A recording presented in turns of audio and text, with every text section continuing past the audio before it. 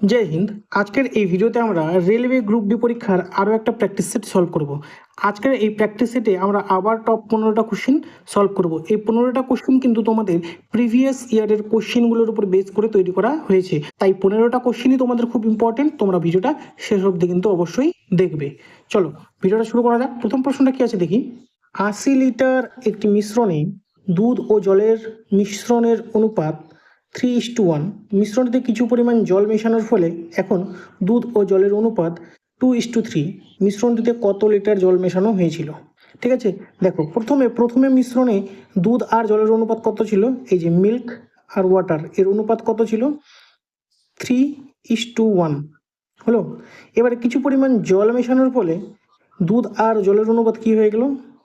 2:3। দেখো আমরা কিন্তু জল মিশিয়েছি, কিছু পরিমাণ আমরা জল মিশিয়েছি, দুধ কিন্তু আমরা মেশাইনি। তাই আমরা কি করব, এখানে যে দুধের অনুপাতটা আছে সেটাকে আমরা সেম রাখার চেষ্টা করব। তাহলে আমরা কি করব, এই প্রথম অনুপাতটাকে আমি 2 দিয়ে গুণ করব, দ্বিতীয় অনুপাতটাকে আমি 3 দিয়ে গুণ করব।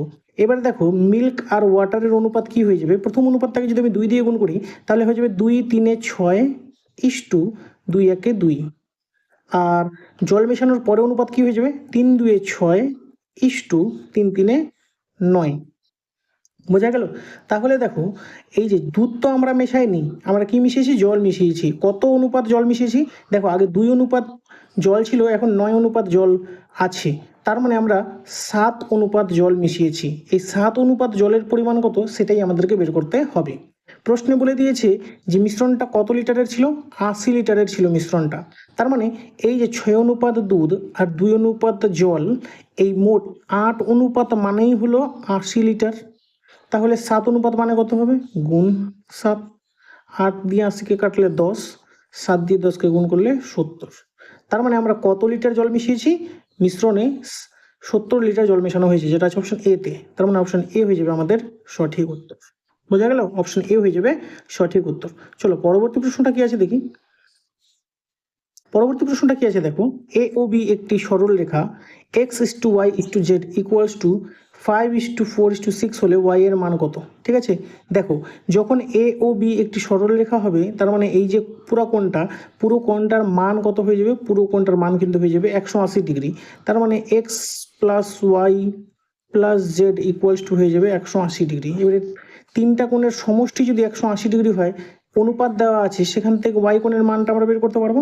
তার মানে দেখো ওয়াই কোণের মান কত হয়ে যাবে? ওয়াই কোণের মান হয়ে যাবে এই 180 ভাগ অনুপাতগুলোর যোগফল কত? 5 4 9 6 15।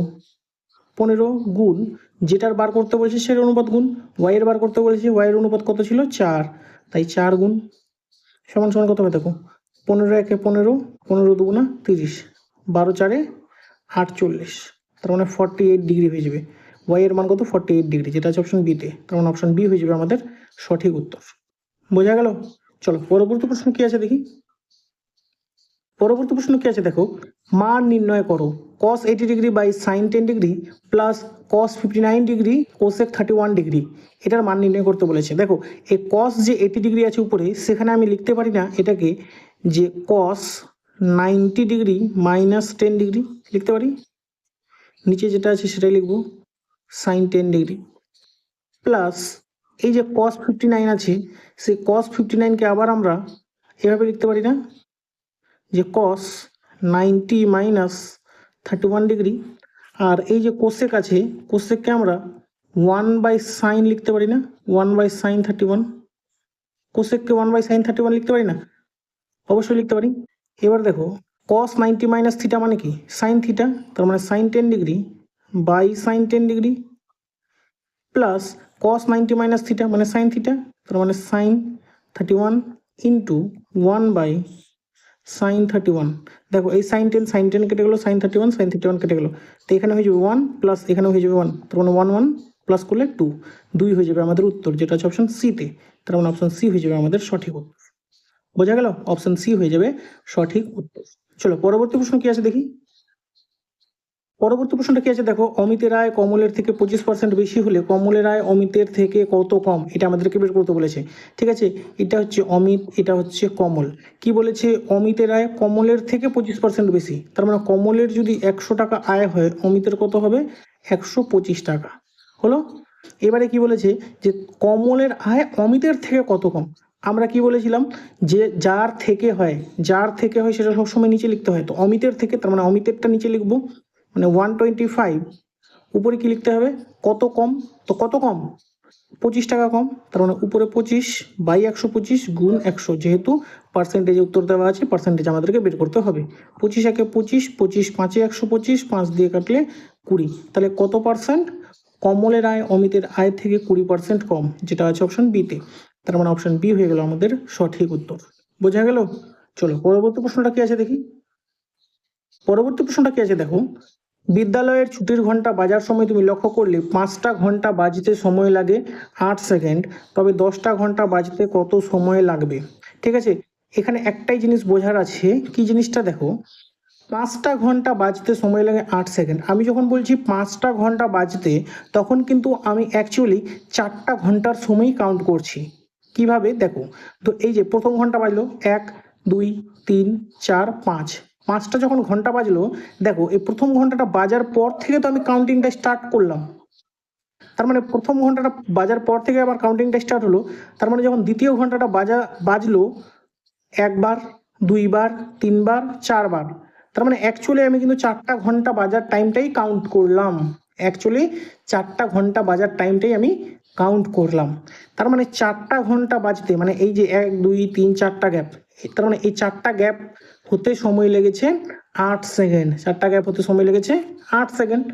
এবারে দেখো, যখন বলছে 10টা ঘন্টা বাজতে কত সময় লাগবে, যখন 10টা ঘন্টা বাজবে, তখন অ্যাকচুয়ালি কিন্তু আমি 9টা ঘন্টার টাইমই কাউন্ট করব।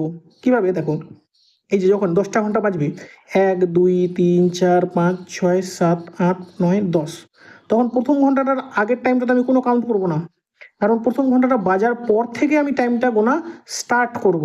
তাহলে এই 1 2 3 4 5 6 7 8 9, 9টা গ্যাপ হবে। তার মানে 4টা গ্যাপের মান যদি 8 সেকেন্ড হয়, তো 9টা গ্যাপের মান কত হবে, 4টার হয় 8 সেকেন্ড, 9টার কত হবে বের করো, 4 দিয়ে কাটো, 4 দুগুণা 8, 9 দুগুণা 18। তার মানে 10টা ঘন্টা বাজতে কত সময় লাগবে, 18 সেকেন্ড সময় লাগবে। বোঝা গেল? তোমরা আবার প্রশ্নে দেখে এই 5টা ঘন্টা বাজতে 8 সেকেন্ড সময় লাগছে, তো 10টা ঘন্টা বাজতে 16 সেকেন্ড সময় লাগবে, এটা আবার অ্যান্সার করে দিয়ে এসো না। অ্যাকচুয়াল কারেক্ট অ্যান্সার কি হবে, 18 সেকেন্ড, অপশন বি। তার মানে অপশন বি হয়ে যাবে আমাদের সঠিক উত্তর। বোঝা গেল? চলো পরবর্তী প্রশ্ন কি আছে দেখি। পরবর্তী প্রশ্ন কি আছে দেখো, 909 টাকা এ বি ও সি এর মধ্যে এমনভাবে ভাগ করে দেওয়া হলো যে এ বি এর 2/3 অংশ এবং বি সি এর 3/4 অংশ পায়, সি কত টাকা পায়। ঠিক আছে, কি বলেছে, এ বি এর 2/3 অংশ, তার মানে এ ইকুয়ালস টু আমি লিখতে পারি যে বি এর 2/3 অংশ, আবার বি কি পায়, সি এর 3/4 অংশ। তাহলে দেখো, এখান থেকে আমি বলতে পারি যে A by B equals to 2/3, আবার B by C equals to 3/4। তার মানে এখান থেকে কি হয়ে গেল, A is to B is to C equals to 2:3:4। তার মানে এ বি আর সি এর অনুপাত কি হয়ে গেল, 2:3:4। এবার কত টাকা আছে মোট, 909 টাকা। সি কত টাকা পাবে সেটা চেয়েছে, তার মানে 909 ভাগ কি করব, অনুপাতগুলোর যোগফল, 4 3 7 2 9, গুণ যার বের করতে বলেছে তার অনুপাতটা গুণ, সি এর বের করতে বলেছে সি এর অনুপাত 4, তো গুণ 4, কাটাকাটি করো, 101, 4 দিয়ে গুণ করলে 404, তাহলে কত টাকা পায়, সি কত টাকা পায়, সি 404 টাকা পায়, যেটা আছে অপশন বিতে। তখন অপশন বি হয়ে গেল আমাদের সঠিক উত্তর। বোঝা গেল? চলো পরবর্তী প্রশ্ন কি আছে দেখি।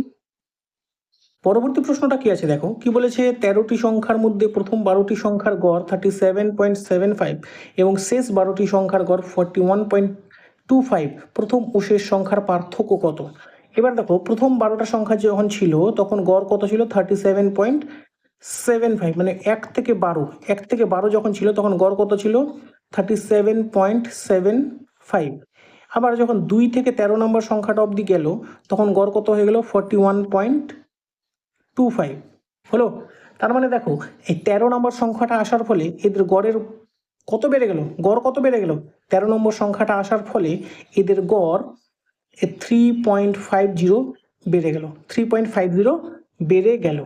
ঠিক আছে, তার মানে এই যে 13 নম্বর সংখ্যাটা আছে, 13 নম্বর সংখ্যাটা কি, 13 নম্বর সংখ্যাটা 1 নম্বর সংখ্যাটা যে যা ছিল তা সেটার ভ্যালু তো এনেছে, তার সাথে সাথে এমন কিছু ভ্যালু এনেছে যার ফলে প্রত্যেকটা সংখ্যার গড় কি হয়েছে 3.50 বেড়ে গেছে। তার মানে এই যে 3.50 এটাই সে এক্সট্রা নিয়ে এসেছিল। এবারে এক একজনে 3.50 পেয়েছে, আর 12 জনে কতটা পাবে, তার মানে একজন যদি পায় 3.50, তার মানে 12 জন কত পাবে, গুণ করে দাও। দেখো 12 দিয়ে প্রথমে 3কে গুণ করো, 12 3 36, আর 0.5 দিয়ে গুণ করলে কত হয়ে যাবে +6, তার মানে 36 আর 6 কত হবে 42। তার মানে এই 13 নম্বর সংখ্যাটা কি করেছিল, 13 নম্বর সংখ্যাটা 1 নম্বর সংখ্যার থেকে 42 বেশি এনেছিল, যেই 42টা সে প্রত্যেককে 3.50 করে ভাগ করে দিতে পেরেছিল। তাহলে আমাদের প্রথম ও শেষ সংখ্যার পার্থক্য কত, 42। অপশন সি হয়ে যাবে কারেক্ট অ্যান্সার, অপশন সি হয়ে যাবে কারেক্ট অ্যান্সার। ঠিক আছে, এই গুণটা তোমরা যেভাবে পারো সেভাবে করবে, আমার যেভাবে শর্টকাট মনে হলো আমি সেভাবে কিন্তু করলাম। বোঝা গেল? চলো পরবর্তী প্রশ্ন কি আছে দেখি। পরবর্তী প্রশ্নটা কি আছে দেখো, কি বলেছে, একটি নালার গভীরতা 2 মিটার এবং প্রস্থ 15 মিটার, ঘন্টায় 3 কিমি বেগে জল প্রবাহিত হলে 5 মিনিটে কত জল নদীর সাথে মিশবে। ঠিক আছে, দেখো এখানে গভীরতা দেওয়া আছে 2 মিটার ও প্রস্থ দেওয়া আছে 15 মিটার। এবারে ঘন্টায় 3 কিলোমিটার গতিবেগ যে বলেছে, এই ঘন্টায় 3 কিলোমিটার গতিবেগকে আমি মিটার প্রতি মিনিট এই গতিবেগে আমি কনভার্ট করব। 3 কিলোমিটার এটাকে যদি আমি মিটার কনভার্ট করি তার মানে 1000 দিয়ে গুণ, আর ঘন্টাটাকে যদি আমি মিনিটে কনভার্ট করি তার মানে 60। কাটাকাটি করো, 3 দিয়ে কাটো, 3 2 6, 2 দিয়ে কাটলে 50। তার মানে কি হয়ে গেল, গতিবেগ 50 মিটার প্রতি মিনিট। এই যে গতিবেগটা বেরোলো 50 মিটার প্রতি মিনিট, এটাই কিন্তু হয়ে যাবে আমাদের নালাটার দৈর্ঘ্য। তাহলে নালাটার আমাদের আয়তন কত হয়ে যাবে, নালাটার আমাদের আয়তন হয়ে যাবে 2 গুণ 15 গুণ 50, তার মানে 15 দুগুণা 30, 3 5 15, 0 পিছনে একটা 0। নালাটার আমাদের আয়তন কত হয়ে যাবে 1500 মিটার কিউব, 1500 মিটার কিউব। এবারে দেখো তার মানে নালাটা 1 মিনিটে 1500 মিটার কিউব এতটা জল নদীতে ফেলতে পারে। এবারে কত মিনিট চলছে, 5 মিনিট। তাহলে 1500কে 5 দিয়ে গুণ করলে কত হয়ে যাবে 5 মিনিটে, তার মানে 5 মিনিটে কত হবে 1500 গুণ 5, তার মানে 15 5 75, তার পিছনে দুটো 0, এত মিটার কিউব। তার মানে 5 মিনিটে এত মিটার কিউব জল নদীতে মিশবে। এবারে আমাদেরকে কি বলেছে, মিটার কিউব তো আমাদেরকে চাইনি, আমাদের উত্তর কিসে দেওয়া আছে, লিটারে। এবারে মিটার কিউবকে লিটারে কনভার্ট করতে গেলে কি করতে হয়, 1 metre cube equals to 1000 litre. 1 metre cube মানে 1000 লিটার। 1 মিটার কিউব মানে যদি 1000 লিটার হয়, তার মানে এই 7500 এর পিছনে আমাদেরকে 3টা 0 লাগাই দিলে ওটা লিটার হয়ে যাবে। তার মানে 7500 পিছনে আরও 3টা 0, এত লিটার জল নদীতে মিশবে, যেটা আছে অপশান সিতে। তার মানে অপশান সি হয়ে যাবে আমাদের সঠিক উত্তর। চলো পরবর্তী প্রশ্নটা কি আছে দেখি। পরবর্তী প্রশ্নটা কি আছে দেখো, কি বলেছে, যদি √18225 ইকুয়ালস টু 135 হয় তাহলে এই যে দেওয়া আছে সেটার মান কত সেটা বের করতে বলেছে। দেখো √18225 ইকুয়ালস টু 135, তার মানে এই যে প্রথমটা দেওয়া আছে এটার ভ্যালু কত হয়ে যাবে 135। এবারে প্লাস কি হবে, দেখো এখানে রুটের ভিতরে 2 ঘর পর দশমিক দেওয়া আছে, রুটের ভিতরে যদি 2 ঘর পর দশমিক দেওয়া থাকে তার মানে রুটের বাইরে আসলে ওটা 1 ঘর পর দশমিক হয়ে যাবে, ওটা কি হয়ে যাবে 1 ঘর পর দশমিক। তার মানে এই যে পুরো সংখ্যাটার মানে কত, পুরো সংখ্যাটার মানে 135। এবার 1 ঘর পর, যেহেতু পিছন দিক থেকে 2 ঘর পর দশমিক আছে রুটের ভেতরে, তাহলে বাইরে আসলে ওটা 1 ঘর পর হয়ে যাবে, তার মানে 5-এর আগে হয়ে যাবে আমাদের দশমিক, হলো। প্লাস এবারে দেখো রুটের ভিতরে 4 ঘর পর দশমিক আছে, এই যে আমি যখন তোমাদেরকে বলছি 4 ঘর পর 2 ঘর পর, সেটা প্রত্যেকটাই কিন্তু পিছন থেকে কাউন্ট করছি, হ্যাঁ, পিছন থেকে 4 ঘর, পিছন থেকে 2 ঘর, এভাবে। পিছন থেকে 4 ঘর পর দশমিক আছে, তার মানে আমরা যখন রুটের বাইরে লিখবো সেটা কি হয়ে যাবে 2 ঘর পর দশমিক। তার মানে এই যে 135 হবে, তার 2 ঘর পর দশমিক, মানে 35-এর আগে দশমিক বসবে। তারপরে প্লাস কি আছে দেখো 6 ঘর পর দশমিক, তার মানে রুটের বাইরে যেটা হবে সেটা আমাদের 3 ঘর পর দশমিক হবে, তার মানে 0.135 এটা আমাদের হয়ে যাবে। এবারে দেখো প্রত্যেকটাকে যদি আমি যোগ করি তাহলে কত হবে দেখো, 5 লাস্টে তো 5ই থাকবে, এটা 3 আর 5 কত হবে 8 হবে। তারপরে এখানে কত হবে 1 3 আর 5 9, তারপরে হবে দশমিক। এবার দশমিকের আগে এখানে কত হবে, এখানে 1 এখানে 3 4 আর 5 9। এবারে কত হবে দেখো, দশমিকের আগে এখানে কত আছে 1 এখানে 3 4 এখানে আছে 1, তার মানে 1, তার মানে 149.985 এটা হয়ে যাবে আমাদের অ্যান্সার, যেটা আছে অপশান বিতে। অপশান বি হয়ে যাবে আমাদের সঠিক উত্তর। বোঝা গেল? চলো পরবর্তী প্রশ্ন কি আছে দেখি। পরবর্তী প্রশ্ন কি আছে দেখো, দুটি সংখ্যার যোগফল 125 ও বিয়োগফল 21, সংখ্যা দুটির বর্গের পার্থক্য কত? দেখো যখনই আমাদের দুটো সংখ্যার যোগফল দেওয়া থাকে, বিয়োগফল দেওয়া থাকে, সংখ্যা দুটার বর্গের পার্থক্য চায়, তখন আমাদেরকে সিম্পল কি করতে লাগে, এই 125কে গুণ করে দাও 21 দিয়ে, যোগফল আর বিয়োগফলকে গুণ করলেই আমাদের উত্তর বেরিয়ে যায়। কেন এটা হয় সেটাও আমি তোমাদেরকে দেখিয়ে দেবো, দাঁড়াও। দেখো গুণ করলে কত হবে, প্রথমে এখানে হবে 125, তারপরে এখানে হবে কত 250, দেখো 5 2 6 2, মানে 2625 হয়ে যাবে আমাদের অ্যান্সার, যেটা আছে অপশন এতে। তার মানে অপশন এ হয়ে যাবে আমাদের কারেক্ট অ্যান্সার। বোঝা গেল? এবার দেখো এই যে আমি ডাইরেক্ট গুণ করে কি করে পেয়ে গেলাম এটা আমরা দেখব। দেখো দুটো সংখ্যার যোগফল আমি ধরে নিচ্ছি, দুটো সংখ্যা কি, একটা এ আর একটা বি। তার মানে এই 125 মানে কি এ প্লাস বি, তার মানে A plus B equals to 125। আবার দুটো সংখ্যার বিয়োগফল, তার মানে a minus B equals to 21। এবারে যখন বলেছে দুটি সংখ্যার বর্গের পার্থক্য কত, তার মানে আমাদেরকে কি চেয়েছে, a square minus B square চেয়েছে। এবার a square minus B square মানে কত, আমরা লিখতে পারি a plus B into A minus B, লিখতে পারি কি না। এবার a প্লাস বি মানে কত, দুটো সংখ্যার যোগফল 125, a মাইনাস বি মানে কত, দুটো সংখ্যার বিয়োগফল 21। তাই যখনই আমাদের যোগফল বিয়োগফল দেওয়া থাকবে আর দুটো সংখ্যার বর্গের পার্থক্য চাইবে, আমরা কি করে দেবো, সিম্পল যোগফল আর বিয়োগফলের গুণ করে দেবো, তাহলে আমাদের উত্তর বেরিয়ে যাবে। তো উত্তর কত হয়ে গেল আমাদের 2625, যেটা হচ্ছে অপশন এতে। Option A correct answer. বোঝা গেল? চলো পরবর্তী প্রশ্ন কি আছে দেখি। পরবর্তী প্রশ্নটা কি আছে দেখো, কি বলেছে, একটি নৌকা স্রোতের অনুকূলে 10 ঘন্টায় 24 কিমি যায়, আবার ফিরে আসার পথে স্রোতের প্রতিকূলে 2 ঘন্টা সময় বেশি নেয়, স্থির জলে নৌকার গতিবেগ কত?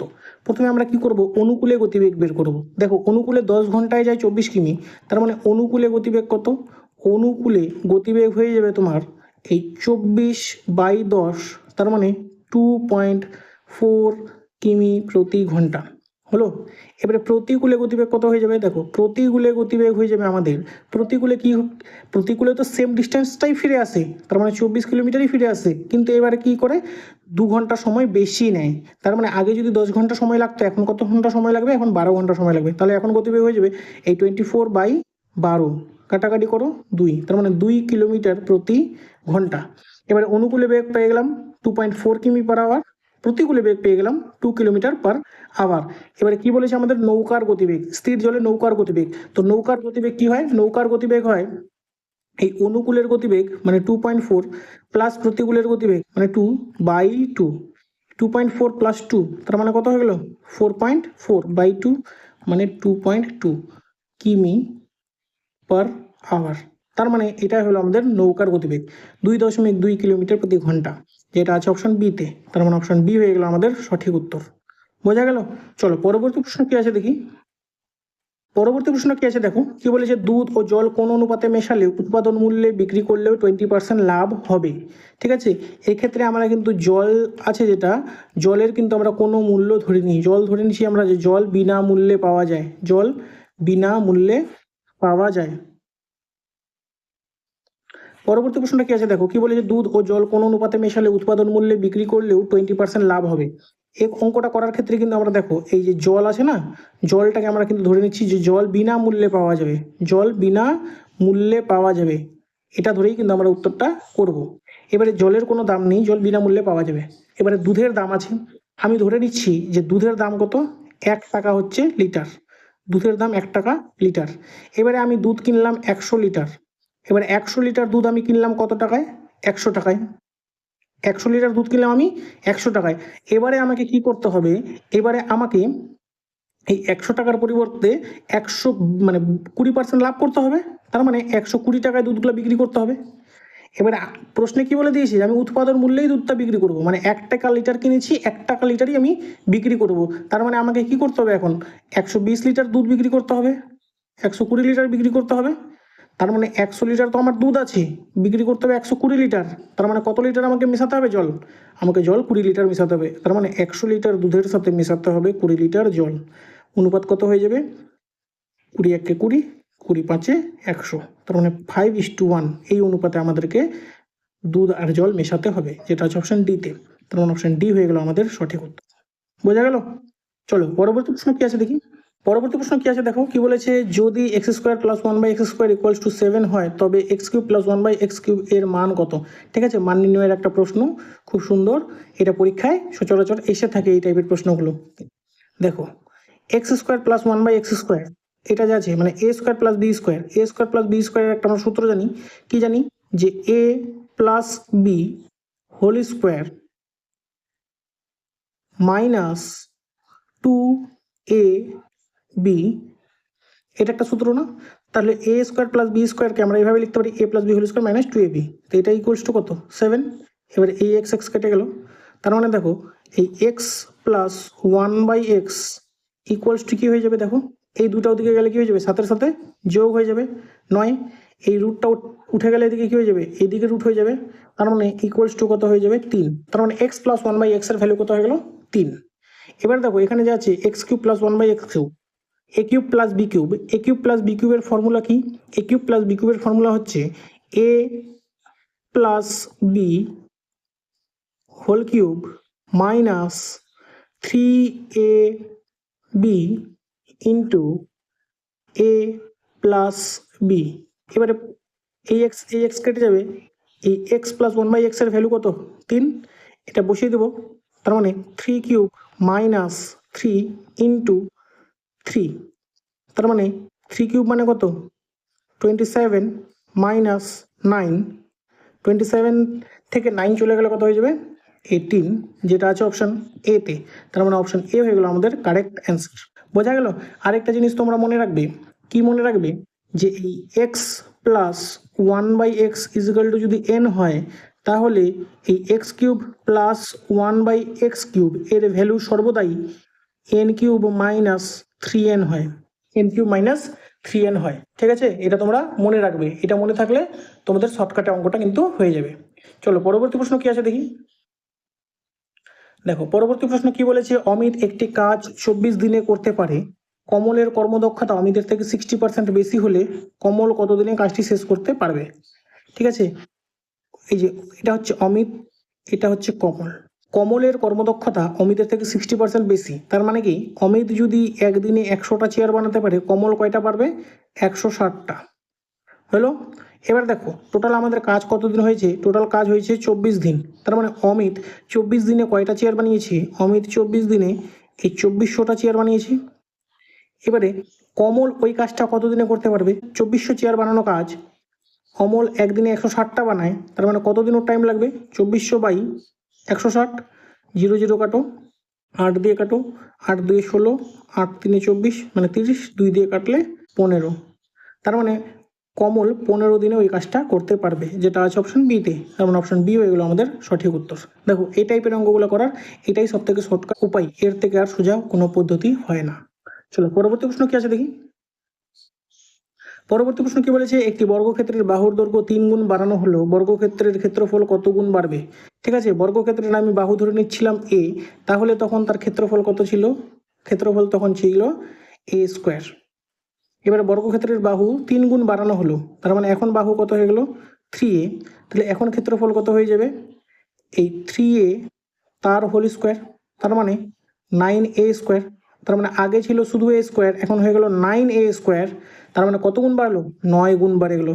তার মানে আমাদের উত্তর কত হয়ে যাবে? 9 গুণ, যেটা আছে অপশন বিতে। তার মানে অপশন বি হয়ে গেল আমাদের সঠিক উত্তর। বোঝা গেল? তো দেখো, এটাই ছিল আজকের ভিডিওর আমাদের শেষ প্রশ্ন। তোমাদের যদি ভিডিওটি ভালো লেগে থাকে ভিডিওটি অবশ্যই লাইক করবে। দেখা হচ্ছে নেক্সট ভিডিওতে। জয় হিন্দ।